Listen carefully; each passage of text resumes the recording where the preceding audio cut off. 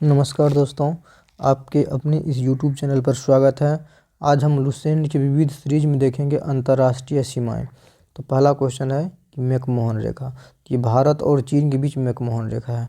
अच्छा, मैकमोहन रेखा खींचा कब गया था? तो मैकमोहन रेखा का निर्धारण हुआ था 1914 में। 1914 में एक शिमला कन्वेंशन हुआ था और उसी में मैकमोहन रेखा का निर्धारण हुआ था। अच्छा, चीन के बारे में देख लेते हैं, कुछ भारत के बारे में भी देख लेते हैं। तो भारत की राजधानी हो गया नई दिल्ली। भारत की राजधानी हो गया नई दिल्ली। अच्छा, नई दिल्ली पूछेगा किस नदी के किनारे है? तो नई दिल्ली हो जाएगा यमुना नदी के किनारे। चीन की राजधानी कहाँ पड़ता है? तो चीन का राजधानी है बीजिंग में। चीन का है बीजिंग में। ओके, चीन का करेंसी क्या था? चीन का करेंसी हो जाएगा रेमेनबी। चीन का करेंसी रेमेनबी। पहले चीन का युआन था, परंतु अब रेमेनबी हो चुका है। तो इसके बारे में इतना याद रखना है। क्वेश्चन नंबर दूसरा है कि रेड क्लिफ रेखा, तो ये हो जाएगा भारत और पाकिस्तान। भारत और पाकिस्तान ये कब खींचा गया था? तो इसका निर्धारण किया गया था 1947। डेट 17 अगस्त, ये जो है ना 17 अगस्त 1947 को इसको मान्यता मिल चुका था इस रेखा को। तो 17 अगस्त 1947 से ये लागू हो चुका था। एक अंग्रेज था रेड क्लिफ, इन्होंने ही इसको खींचने का काम किया था। अच्छा, भारत और पाकिस्तान, तो पाकिस्तान की राजधानी कहाँ है? इस्लामाबाद। पाकिस्तान की राजधानी है इस्लामाबाद। पाकिस्तान का भी करेंसी क्या है? तो इसका भी करेंसी है रुपया ही है इसका करेंसी।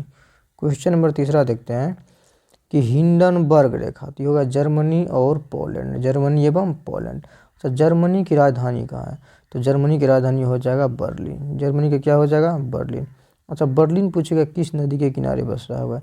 तो जर्मनी मेरा स्परी नदी के किनारे बस रहा हुआ है। अच्छा, जर्मनी का करेंसी क्या है?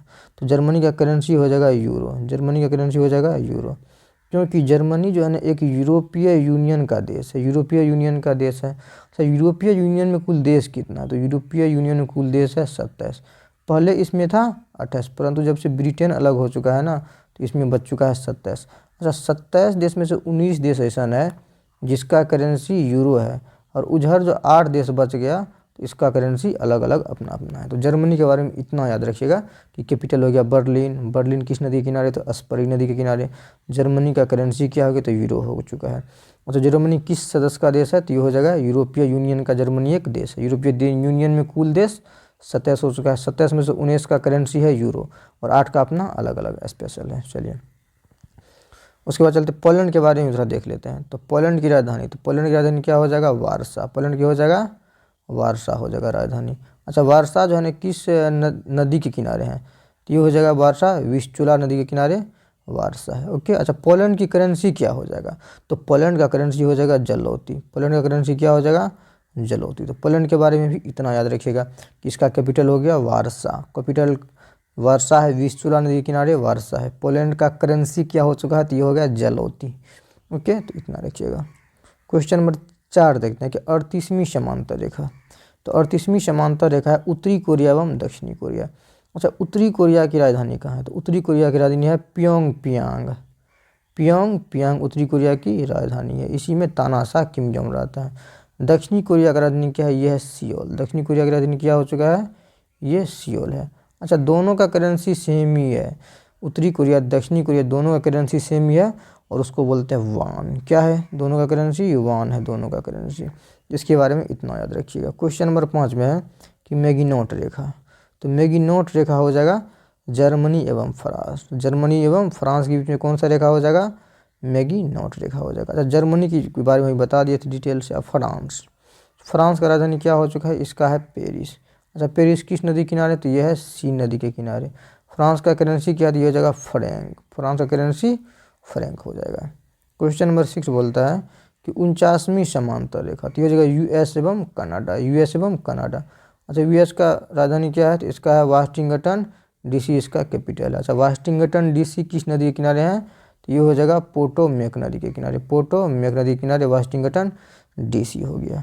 अच्छा, यूएसए का करेंसी क्या है? यू है डॉलर, इसका करेंसी है। अब कनाडा के बारे में देखते हैं। तो कनाडा का राजधानी क्या हो गया? तो कनाडा का राजधानी है ओटावा। कनाडा का राजधानी है ओटावा। ओटावा किस नदी के किनारे है? तो ये हो जाएगा सेंट लॉरेंस नदी के किनारे ओटावा हो जाएगा। ओके। अच्छा, कनाडा का करेंसी क्या है? तो इसका भी करेंसी है डॉलर। ये क्योंकि अमेरिका का डॉलर है इसका पड़ोसी है, तो इसका भी हो जाएगा डॉलर। दोनों का डॉलर डॉलर।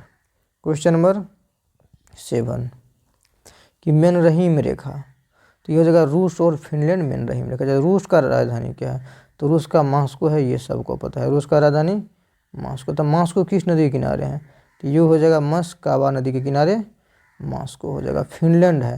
अच्छा रूस का करेंसी क्या है, तो रूस का हो जाएगा रूबल, रूस का रूबल हो जाएगा। फिनलैंड का राजधानी क्या हो जाएगा, तो फिनलैंड का राजधानी होगा हेलसिंकी। फिनलैंड का राजधानी क्या हो जाएगा, हेलसिंकी। अच्छा फिनलैंड का राजधानी हो चुका है हेलसिंकी। फिनलैंड का करेंसी क्या हो जाएगा, तो फिनलैंड का भी करेंसी यही हो जाएगा यूरो। क्या हो जाएगा फिनलैंड का करेंसी, ये यूरो हो जाएगा। ओके, तो क्वेश्चन नंबर 8 देखते हैं। ड्यूरंड रेखा, ड्यूरा हो गया। क्वेश्चन नंबर 8 देखते हैं। ड्यूरंड रेखा तो ये हो गया पाकिस्तान एवं अफगानिस्तान। तो पाकिस्तान का राजधानी इस्लामाबाद, करेंसी हो गया रुपया। अच्छा अफगानिस्तान का क्या करेंसी है, तो अफगानिस्तान का राजधानी हो गया काबुल। अफगानिस्तान का राजधानी क्या हो गया, काबुल। इसका करेंसी अफगानी रुपया, क्या है, अफगानी रुपया। अच्छा काबुल किस नदी के किनारे बसा हुआ है, काबुल जो है काबुली नदी के किनारे। किस नदी के किनारे बसा हुआ है ये, काबुल, काबुली नदी के किनारे बसा हुआ है ये आपको काबुल। एक्चुअली है क्या, अफगानिस्तान में एक पर्वत है उसका नाम है सफ़ेद खो पहाड़ी। सफ़ेद खो पहाड़ी है वो, वहाँ पे है सफ़ेद खो पहाड़ी। तो सफ़ेद खो पहाड़ी और काबुली नदी इसी के बीच में बसा मेरा अफगानिस्तान की राजधानी काबुल है। तो ये हो गया इसके बारे में। क्वेश्चन नंबर 9 देखते हैं। तो 9 में 17वीं समांतर रेखा। तो 17वीं समांतर रेखा हो जाएगा उत्तरी वियतनाम एवं दक्षिणी वियतनाम। उत्तरी वियतनाम एवं दक्षिणी वियतनाम। अच्छा वियतनाम का राजधानी क्या हो जाएगा, तो वियतनाम का राजधानी है हनोई। वियतनाम का राजधानी क्या है, हनोई वियतनाम की राजधानी हो चुका है। अच्छा हनोई पूछ सकता है किस नदी के किनारे, तो हनोई हो जाएगा लाल नदी के किनारे मेरा हनोई है। अच्छा वियतनाम की करेंसी क्या है, तो वियतनाम की करेंसी हो जाएगा डांग। क्या हो जाएगा वियतनाम की करेंसी, डांग हो जाएगा। तो वियतनाम के बारे में इतना बात याद रखिएगा। ओके, क्वेश्चन नंबर 10 क्या बोलता है। हिंडनबर्ग तथा ओडरनीसे रेखा, हिंडनबर्ग पोलैंड के बीच में। तो जर्मनी के बारे में बता ही दिए थे, पोलैंड के बारे में भी बता ही दिए थे, है ना।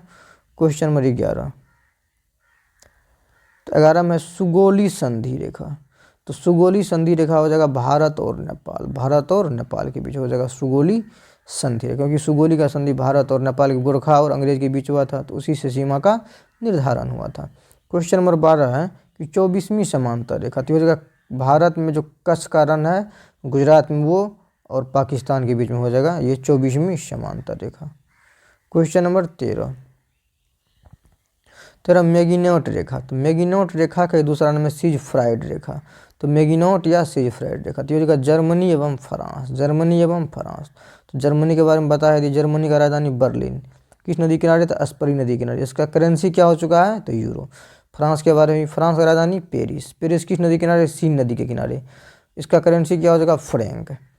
14 नंबर में कि 41वीं पश्चिमी देशांतर। तो ये हो जाएगा अलास्का जो कि यूएसए का पार्ट है और कनाडा। तो ये दोनों को अलग करता है 141वीं पश्चिमी देशांतर। किसको किसको अलग करेगा, तो अलास्का जो कि यूएसए का पार्ट है, यूएसए से रूस से खरीदा था, उसके साथ ही कनाडा, दोनों के बीच में है 141वीं समांतर रेखा। हाँ तो इतना